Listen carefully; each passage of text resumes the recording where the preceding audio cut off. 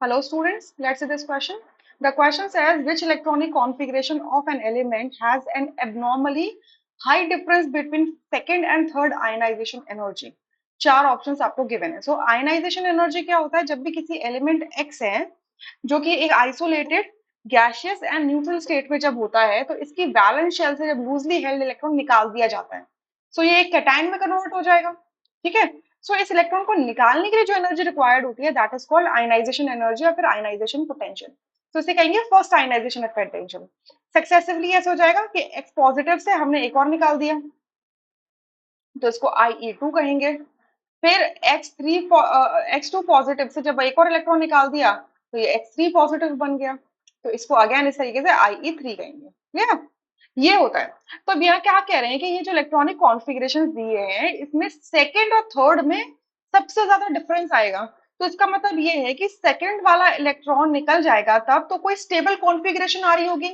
इसी वजह से थर्ड में से जब आयनाइजेशन एनर्जी की बात करोगे यानी जब तीसरा इलेक्ट्रॉन निकालने की कोशिश करोगे तो आप एक स्टेबल कॉन्फ़िगरेशन को डिस्टर्ब कर रहे होगे. ठीक है.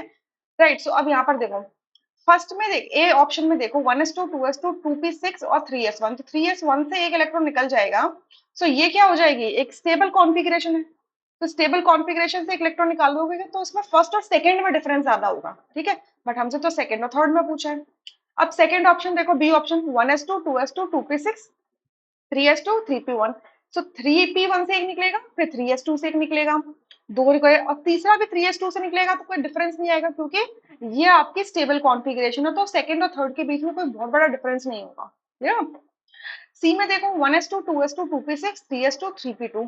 सो दो इलेक्ट्रॉन तो 3p2 से निकलेंगे एक 3s1 से निकलेगा. सो अगेन ना तो कोई आप फील्ड कॉन्फ़िगरेशन या नोबल गैस कॉन्फ़िगरेशन किसी को डिस्टर्ब नहीं कर रहे होंगे. तो अगेन इस केस में भी सेकंड और थर्ड में बहुत डिफरेंस नहीं आएगा. ठीक है. डी में देखो 1s2 2s2 2p6 3s2.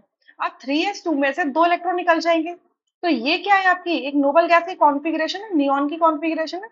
अच्छा अब अगर आप जब तीसरा इलेक्ट्रॉन निकालोगे तो एक स्टेबल कॉन्फ़िगरेशन से निकालोगे तो वहां पर क्या होगा कि थर्ड और सेकंड आयनाइजेशन एनर्जी में सबसे ज्यादा गैप आएगा. तो डी ऑप्शन करेक्ट हो जाएगा. Rest options would be incorrect. I hope you understood. Thank you.